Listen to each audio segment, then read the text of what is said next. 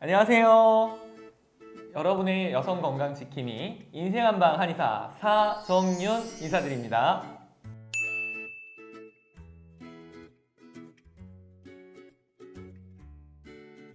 혀를 통해서 건강을 알 수 있는 건 한의사 전문이죠. 일단 내 혀 보고 궁금한 게 많잖아요. 이게 어떻게 건강이 안 좋은지. 그래서 제가 제일 기본적인 거, 한의대 들어가면 예과 1학년들 첫 번째 수업 시간에 배울 만큼 제일 기본적인 것만 알려드리도록 할게요. 첫 번째로 나눠서 봐야 됩니다. 혀에 어떤 설질이라 그래서 혀 몸통이 있고요. 설태라 그래서 혀에 껴있는 이끼같이 하얗게 있는 그 부분이 있어요.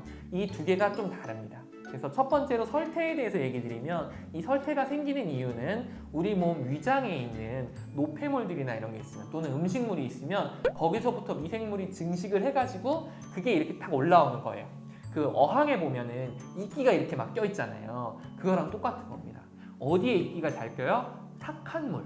탁한 물은 어떤 물이죠? 깨끗하진 않지만 영양분이 많으면 이끼가 잘 생기고요. 물이 너무 맑으면 고기도 없고 이끼도 없다 그러죠. 아주 영양분이 없는 상태에서는 이끼가 잘 안 생겨요. 이걸 사람 혀에다 적용하면 어떻게 되느냐? 소화기 쪽에서 음식물이 많이 정체가 돼 있으면은 태가 많이 생깁니다. 태가 처음에 생기면은 하얗게 이렇게 올라와요.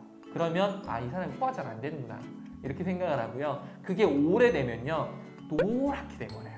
커피 안 마셔도 이렇게 노랗게 막 빨갛게 끼거든요. 그러면 이 사람이 소화 안 된 게 되게 오래됐구나, 또는 안에 열이 꽉 차 있구나, 좀 나쁜 음식들, 기름지고 막 조미료 많고 이런 음식들을 많이 먹었을 수도 있겠구나, 이렇게 생각을 하시면 되고요. 세 번째로는 그 태가 노랗다 못해서 까매진 경우들이 있어요. 어디에 많이 있냐면 병원에 입원해서 못 움직이고 자리에 누워만 계신 분들한테 까만 태가 많이 보이거든요. 이 까만 태는 그게 더 번식을 많이 한 거예요. 그래서 소화 기능이 정말 안 좋구나 이렇게 생각을 하시면 됩니다. 그럼 태가 아예 없으면 되게 좋은 거냐? 그것도 아니에요. 사실은 아이들 중에서 보면 진짜 안 먹는, 입이 짧은 애들 있잖아요. 혀를 보면 태가 하나도 없는 경우들도 있어요. 이 경우는 안 먹는 겁니다. 아까 물이 너무 맑으면 이끼가 없다 그랬죠. 먹은 게 없는데 미생물이 어떻게 번식을 해요? 그럼 영양분이 떨어져 있고 부족할 때 태가 하나도 없을 수 있습니다. 가장 좋은 태는 하얀 태가 아주 얇게 있는 겁니다. 그게 이제 제일 좋은 태고요. 두 번째로는 혀의 몸통에 대해서 얘기를 드릴게요. 이 혀의 몸통은 우리 몸과 똑같은 겁니다. 자, 이마에 주름이 막 잔뜩 갔어요. 나이가 어린데. 그럼 우리 뭐라고 생각하죠? 저 사람 진짜 고생 많이 했구나. 엄청 고생을 많이 해가지고 벌써부터 저렇게 폭삭 늙어버렸어 라고 생각을 합니다. 혀에 주름이 많이 간 것처럼 푹푹 패여있는 경우에는 혀가 나이가 들 겁니다. 사실은 이게 좀 제일 안 좋은 증상인데요.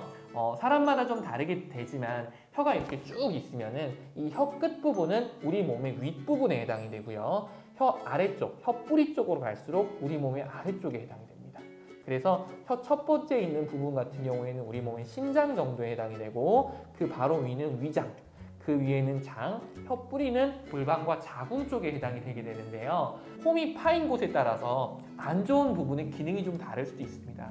혀 끝부분 쪽에서 많이 파여있고 그렇게 된다 그러면 수면이 안 좋거나 역류성 식도염이나 이런 걸로 위장 쪽도 같이 위험이 생겨서 파여있을 수 있다고 가능성을 보시면 되고요. 이게 일직선으로 이렇게 쭉 홈이 패여있는 경우가 있어요. 이런 경우에는 척추 라인 쪽으로 문제가 있는 경우가 있습니다. 그래서 목도 아프고 허리도 아프고 골반도 아프고 병원 가서 찍어봤더니 디스크나 협착증 이런 식으로 이제 나오는 경우들이 좀 있고요. 그래서 우리 몸에 파여 있는 것들은 우리 몸이 손상이 됐다라고 보시면 되고요. 혀를 봤을 때 이빨 자국이 막 이렇게 오돌도돌 끝에 나 있는 분들이 있어요. 이분들은 얘기하시죠. 내가 막 파먹은 것도 아닌데 왜 이렇게 이제 막 혀에 이빨 자국이 나 있죠? 저 뭐 잘못된 건가요? 이건 몸이 부어 있는 겁니다. 우리 몸이 부으면 어떻게 되죠? 팽창을 합니다. 혀도 마찬가지예요. 특히 심장 쪽에 부담이 가해지면 우리 몸에 체액을 들릴 게 많아지고 살이 찌거나 소화가 안 돼서 노폐물이 많아지거나 하면 심장도 부담스럽게 되고 혀가 같이 붓게 됩니다. 그럼 어떻게 되느냐? 이빨 자국이 나요. 왜 날까요? 우리 몸에 혀랑 이빨은 깔맞춤이에요. 서로 사이즈가 딱 맞게 나와 있습니다. 근데 혀가 이렇게 팽창을 하게 되면 이빨에 낑기게 됩니다.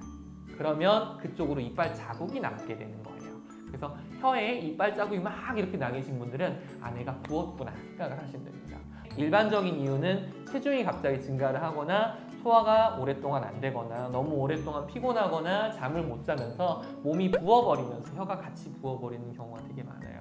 그래서 간단하게 얘기를 드리면 혀에는 이런 부분들을 볼 수 있고요. 혀를 위쪽으로 에 하고 이렇게 딱 들었을 때 보면 혀 밑부분이 있어요. 이 부분을 자세히 보셔도 좋습니다.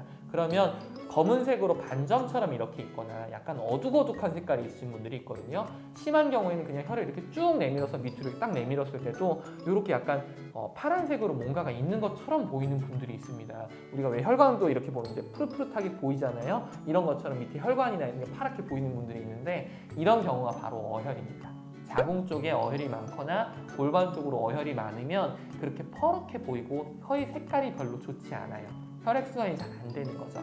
그런 부분들도 볼 수 있고요. 혀를 내밀었을 때 이게 한쪽으로 이렇게 틀어지는 분들이 있어요.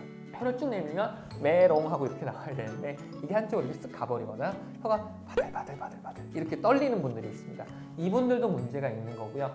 혀가 떨린다는 얘기는 손이 떨리거나 가슴이 떨리거나 머리가 떨리는 것처럼 뇌가 굉장히 좀 긴장이 돼 있는 상태에서 그렇게 떨림들이 나타나는 경우가 많고요. 한쪽으로 틀어지는 거는 뇌신경 중에서 부신경이라고 하는 9번 뇌신경이 있는데 이 뇌신경이 문제가 생겼을 때 한쪽으로 틀어지기 때문에 이렇게 됐을 때는 병원이나 한의원에 오셔서 꼭 진단을 받아보시는 게 좋습니다. 네. 여성 건강의 궁금증을 한 방에 풀어주는 인생 한방, 여러분의 도움이 되셨다면 구독과 좋아요 그리고 알람 설정 부탁드리겠습니다.